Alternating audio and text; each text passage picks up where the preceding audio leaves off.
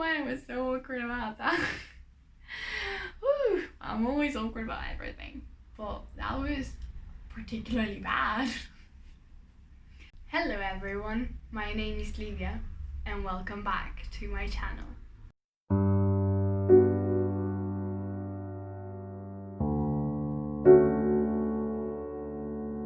Today I'm going to be doing the wrap up for all the books that I read in October 2020. I think I had a pretty good month because I enjoyed all the books that I read, and I read 4 books this month, so I think that's quite impressive, considering that the months before I had read either 0 or like 3 max books. So I'm really happy that I managed to read 4 and I started a few more as well, but that's for another video. I know I said I would do spooky book reviews like every day, but with going back to work after a week of half term and my boyfriend's birthday and Halloween and a new lockdown coming to the UK, it just didn't work out. It didn't work out. I'm sorry guys. Anyways, I think we should start, right? I think so. The first book that I read in the month of October, well, the first book that I finished in the month of October, because I started it in September, I think, was Six of Crows by Lee Bardugo. What can I say? This book, he's super hyped on BookTube, or at least it was when it came out, and still is a lot of people's favorite. And I didn't enjoy it as much as I thought I would, or as much as other people did. It's not a bad book, but I think the first third of it could have been so much stronger. The plot of this book is that there is a crew of criminals that gets tasked with retrieving, or like kind of saving, a person from the most secure fortress in the whole world. Seems easy enough. This is set in a world where magic is real, and a lot of cultures are kind of drawn or have drawn inspiration from the real world, but Lee Bardugo integrated this inspiration with her magic system, creating a new fantasy world that feels very rich and realistic, which I really appreciated, and also very diverse, which more of this in fantasy, please, because yes, I love to hear about all the different cultures that the characters are from and what that means to them and their beliefs and who believes in saints and who doesn't and why is that, and that was such a good part of the book. What was not strong about this book was the first third of it, the first chunk, because for like 200 pages of this book, there is no heist. In a 400 pages book, at least half of it, even if, is that right? For the first like 300 pages of this 500 pages book, there is no heist. And I think that's crazy. I think that's a bit too much. And the first like 150, maybe 200, felt absolutely boring. And I think it's because so much information was trying to be crammed in it that nothing really happened. We got a lot of introductions, and I think we got a lot of like useless stuff, useless happenings, because they didn't really draw you in. And while the thing that you actually wanted to read about, i.e. the heist, for me, was not there. So disappointed in that. I really forced myself to read this, to go past that third that I was finding really draggy, and what pace was absolutely mind-bogglingly slow.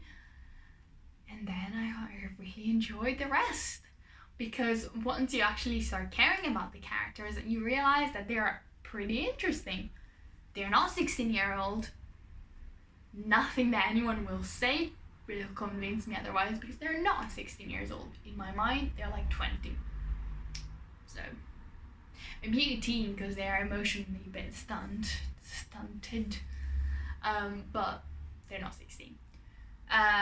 When the heist actually starts to happen, when the journey to the heist is in place, this is actually a really good book, because you care about the heist, you care about the characters being okay, you care about it going well, you care about them saving the world, you care about them getting their award. You know, you care, and you explore the world in this new country that you are in, and you get to see the difference between this country and what the people in it see and feel and believe, and what our characters feel, see and believe, which are very different. And you get to see the background of the religion of this country, and I thought that was great. It was really good. What else? The descriptions of the fortress and of the characters and of their feelings was great. The angsty romances in this were great. Bit too many romances possibly, but they were actually really, really enjoyable to read. So I wonder, why was the first third so bad? I don't know. You tell me. I think Lee Bardugo could have done a much better job with the first third, but I'm still super excited to read Crooked Kingdom and to read Lee Bardugo other stuff, because I think she has lots of potential. What else? I have no idea. I thought that the magic system was quite interesting, because it is kind of based on magical people being able to change things at a chemical or atomic level, and I thought that was an interesting kind of twist on magic and take on magic. So that was good. I really enjoyed, as I said, seeing the cultures and the religions, and the descriptions were really good. It just would have really fixed the pace of the first third, and this book would have been 4.5 easily. Not 5, but a 4.5 easily. Instead, I give it 3.5 stars.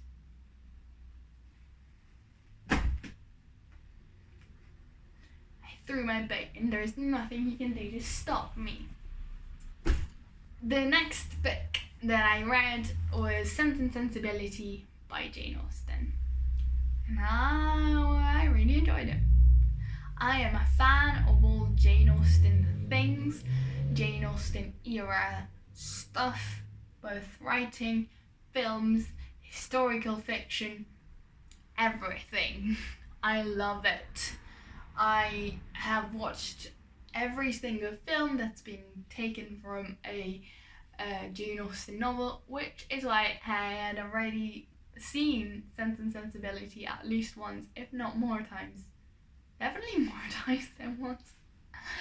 So I already knew all the plot, and nothing surprised.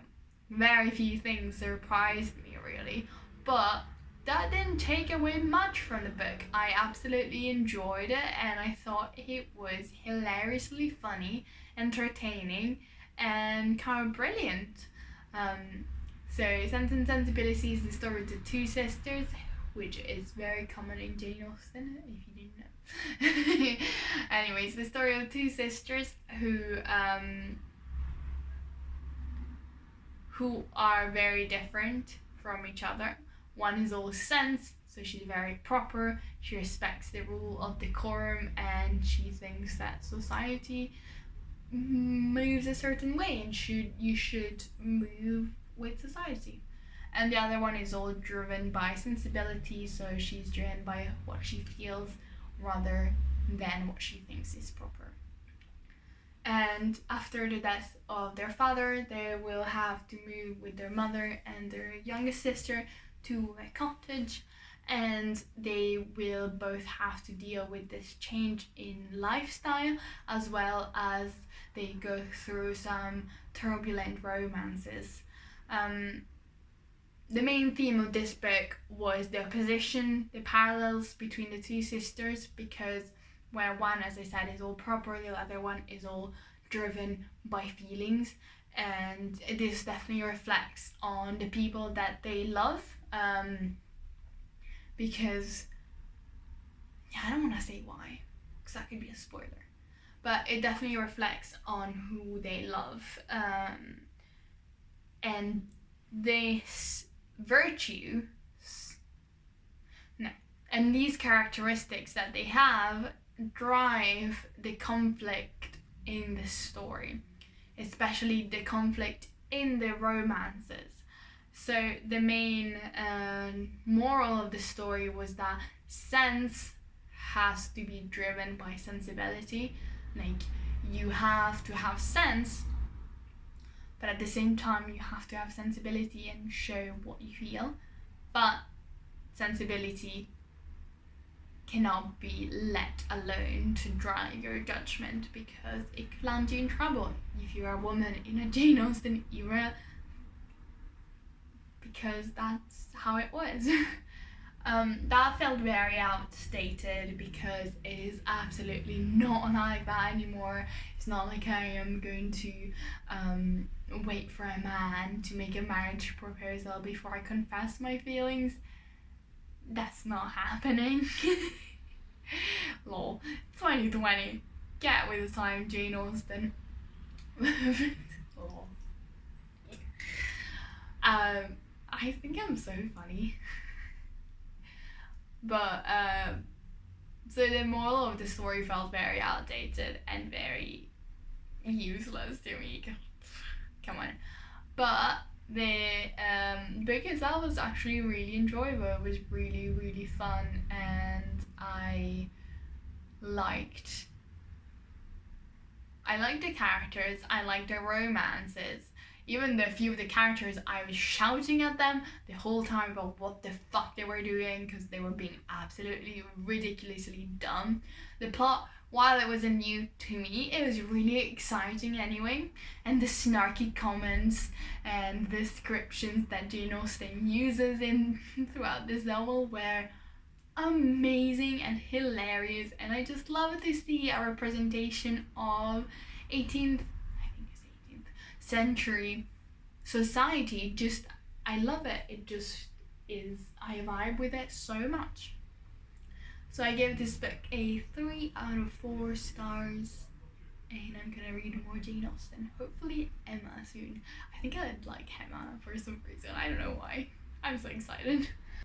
But anyway, you can see both Six or Crows and Sensibility in my reading experience and my more in-depth thoughts about them in my reading vlog, which I'm gonna be linking somewhere.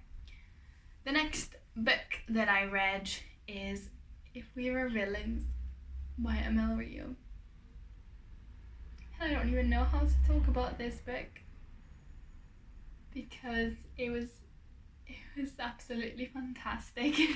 It is one of my favorite books of 2020, and possibly one of my favorite books of the last 500 years. So emotional about this book. If you've seen my reading vlog, you will know that I cried like a little baby. I was in tears for so many chapters at the end. The plot of this book, let's not get sucked into memories. This book is about Oliver, who is an actor who went to an academy that specialized in Shakespeare plays. So for 3 years, they only did Shakespeare plays. And he had a cohort of 7 people, including himself, in 3rd year. So him and his 6 friends were the only people in his year doing acting. Jesus, I almost said acting. Acting. I don't know what I'm saying. Yeah. Wow. This is a story about Oliver, who is an actor who went to school in an academy that focused specifically on Shakespeare plays. This story is set 10 years after Oliver has gone to the academy, because Oliver has spent the last 10 years in prison for a crime he says he hasn't committed. So after he gets out of prison, he decides to tell the detective who arrested him the whole story. So we kind of go back in time and see what happened. And we discover that someone died 10 years ago, and we discover who killed him. And it is so hype. The mystery wasn't particularly interesting. I kind of guessed who had died, and I kind of guessed who had killed him quite early on, but it didn't matter. All the characters were so three-dimensional, and how this three-dimensionality and arc of this character were explored, I thought was absolutely amazing. Because you start by seeing them as like flat characters that kind of just reflect what they've been playing in the plays, but then that gets developed into so much more. And wow. I loved all of the characters. I thought they were all brilliant. They were also lovable. They were also dysfunctional, absolutely. The relationships between them felt really compelling and truthful, and yeah, I just loved them all, and they made me so invested in this story. I think that was the thing that drove the story the most for me, because while the mystery is there and it is present and it is interesting, the characters is what I cared about in this book. Hey! Small boyfriend interaction. Also an interaction, but I meant to say interruption. Whoosh, I'm on top of my game today. This book, I absolutely adored it. I don't know what else to tell you. It was marvelous, it was fantastic, and as I said, one of my favorite books of the years. 5 out of 5 stars. Do I even need to say it? 5 out of 5 stars. There, I said it again. I need Maria to write another book. I need her to do that. She honestly made me cry so much. I was weeping. I have no idea what I was saying before my boyfriend popped in, so who knows? It's great. That's it. Right, and the final book that I read in October 2020 is Pretty Girls by Karen Stolze. And this book was a gruesome thriller, high-paced and crazy. This is the story of two sisters whose older sister has disappeared 20 years ago, and now the two estranged sisters, after a tragedy happens to one of them, will have to come together and solve a mystery that will involve another missing girl. And that's all I'm gonna say, because I have a review where there's a little bit more in-depth plot. There's a little bit more in-depth plot and more in-depth thoughts of what I thought about this book. So go check that out if you're interested. But I enjoyed this book. I thought it was very high-paced, adrenaline type of book. And while I was reading it, I couldn't think of anything else. Like, I was so focused on it. Which was kind of awful, because this book is absolutely awful. It is the worst book, but in the best way possible. Wait. Yeah, I think that makes sense. Maybe. It has all the trigger warnings, all of them. I specify which ones in my review, but it is very much a hard book to read at points. It is very graphic, but at the same time the mystery is so good. I didn't know what was gonna happen at all the whole time, because it is just too crazy to predict anything at all. So the characters felt both very like real people, like really flawed, really good characters, as in good, not that they're good, but that they're well written characters. Yeah, good book. 3.5 out of 5 stars. I was thinking of maybe bumping it up to a 4, but I'm not gonna do that because since I put this book down, I haven't thought about it at all. So I don't think I'll do that. But it was definitely really enjoyable. The pacing, in my opinion, was really good. It was a bit too long for its own good, but every twist was a bit of a mindfuck, and I would not have been able to predict anything when I went into it. And I think you should go into it mostly blind, except for the trigger warnings, because this book is absolutely all about the craziness of it, all about how adrenaline, about how much you care about the characters being okay, and you care about solving this mystery. And I thought the mystery itself was great. If I haven't said it yet, I think I might have. Made me feel very icky, this book, because of how gross it is, but a good sort of icky. And yeah, I give it a 3.5 out of 5 stars, and that was the last book that I finished in October. There are a few books that I started, but I haven't finished yet, so I'm not going to talk about them now. I'm going to talk about them in another video. And I think that was all. I'm filming this on the 3rd of November, so if you're American and you've gotten to this point and you haven't voted yet, go vote.